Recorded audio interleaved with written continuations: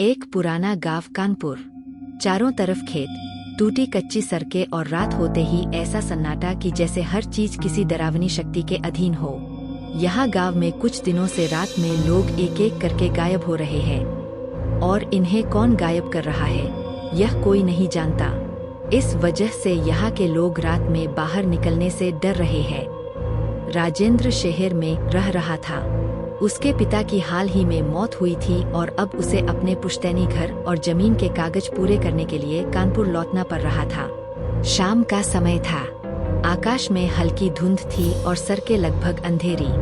Rajendra auto में बैठा गांव की ओर बढ़ रहा था। राजेंद्र चुपचाप ऑटो चला रहा था। राजेंद्र जैसे जैसे आगे बढ़ रहा था अब उसे थोड़ा डर लगने लगा था, क्योंकि पूरे रास्ते में कोई भी दुकान न थी और न ही कोई मकान था। रास्ता लंबा और धुंध से भरा था। राजेंद्र ने बाहर झांक कर देखा तो उसे सड़क किनारे खड़े पेड़ और खेतों के बीच से गुजरती अजीब सी परछाइयां दिखाई दी। हल्की हवा से पेड़ों की शाखाएं जैसे फुसफुसा रही हो। राजेंद्र ने खुद से कहा, संगीत, बस शहर में रहकर ही अच्छा था। ऑटो धीरे धीरे गांव के मुख्य चौक पर पहुंचा। वहां का दृश्य राजेंद्र को हैरान कर गया। पूरे गांव में सन्नाटा था। कोई दुकानदार नहीं, कोई आदमी नहीं। चौपाल खाली थी। कुत्ते भी अपनी जगहों पर भौंक रहे थे। राजेंद्र ने ऑटो से बाहर निकाला और अपने पुराने घर की ओर बढ़ा।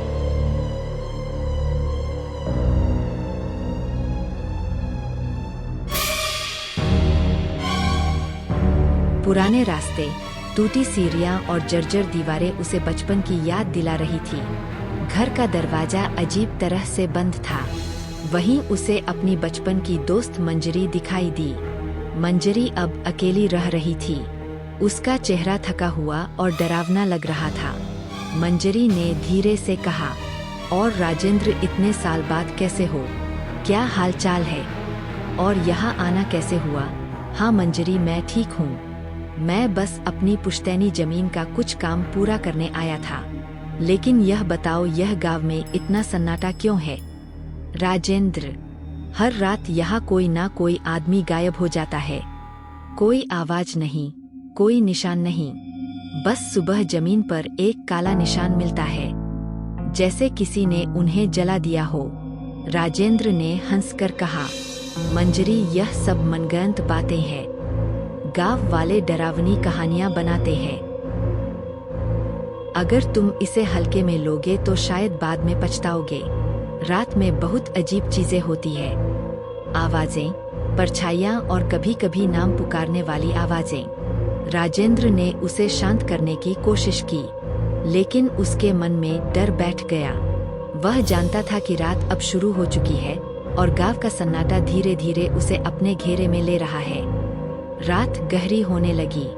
राजेंद्र घर के पुराने कमरे में बैठा, धुंध से ढकी खिड़कियों के बाहर झांक रहा था। हर खिड़की पर अजीब सी परछाइयां गुजर रही थी। कभी हवा में फुसफुसाहटें, कभी दीवारों के पीछे किसी का नाम पुकारना।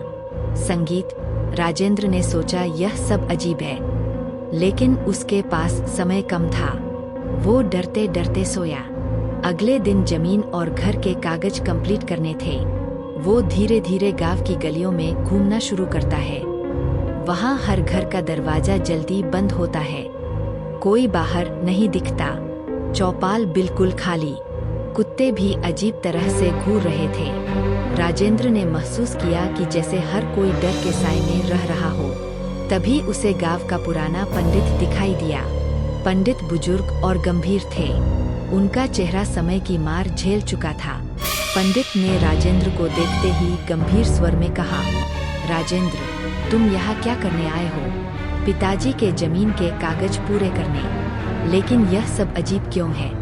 यह गांव शापित है और यह श्राप उसी जमीन से जुड़ा है जो तुम्हारे परिवार की थी। राजेंद्र हैरान रह गया। उसने पूछा, कैसा श्राप? तुम्हारे दादा ने इस जमीन पर एक मंदिर गिरवाया था। उस मंदिर में एक रक्षक की आत्मा थी जो गांव की रक्षा करती थी। जब मंदिर टूट गया, आत्मा कैद हो गई। अब यह हर रात किसी इंसान की आत्मा खींचती है ताकि अपनी कैद से मुक्त हो सके। राजेंद्र ने पंडित की बातों को बड़ी गौर से सुना, लेकिन उसके भीतर डर बैठ चुका था। राजेंद्र ने पंडित की बातों को सोचते हुए रात बिताई। आसपास के धुंध और आवाजें उसे लगातार परेशान कर रही थी। दीवारों के पीछे फुसफुसाहटें, हवाओं में नाम पुकारने की आवाजें और खिड़कियों से गुजरती काले साए उसे मानसिक रूप से कमजोर कर रहे थे। अगले दिन राजेंद्र ने तय किया कि वह उस जगह जाएगा जहां मंदिर था। उसे जानना था कि क्या सच में यह श्राप उसके परिवार की गलती का परिणाम है। राजेंद्र, मत जाओ वहां, यह खतरनाक है। तुम्हें शायद बचकर नहीं निकल पाओगे। मुझे सच्चाई जाननी है।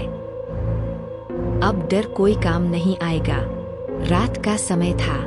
पूरा गांव राजेंद्र को रोकने की कोशिश कर रहा था, लेकिन राजेंद्र ने हिम्मत दिखाते हुए आगे बढ़ना तय किया। संगीत। राजेंद्र उस जगह पहुंचा। चारों तरफ जली हुई मिट्टी, टूटी दीवारें और बीच में एक पुराना बुझा हुआ दिया पड़ा था। राजेंद्र ने धीरे से दिया जलाया। जैसे ही लौ उठी, जमीन हिलने लगी, हवा में सिसकारियां गूंजने लगी। राजेंद्र का मन डर से कांप रहा था। तभी मंजरी वहां पहुंचती है, लेकिन उसका चेहरा बदल चुका था। उसकी आंखों में अब शैतानी शक्ति दिख रही थी। मंजरी इंसान नहीं थी, वो वही राक्षस की आत्मा थी जो मंदिर टूटने पर कैद हो गई थी। सालों से मंजरी गांव के लोगों को मार रही थी, ताकि उन्हें अपने अंदर खींचकर श्राप से मुक्त हो सके। लेकिन अब राजेंद्र के लौटने से उसकी कैद पूरी तरह टूटने वाली थी। मैं अब तुम्हें नहीं छोड़ूंगी। तुम्हें निगलने के बाद इस श्राप से मुक्त हो जाऊंगी। नहीं, मुझे छोड़ दो।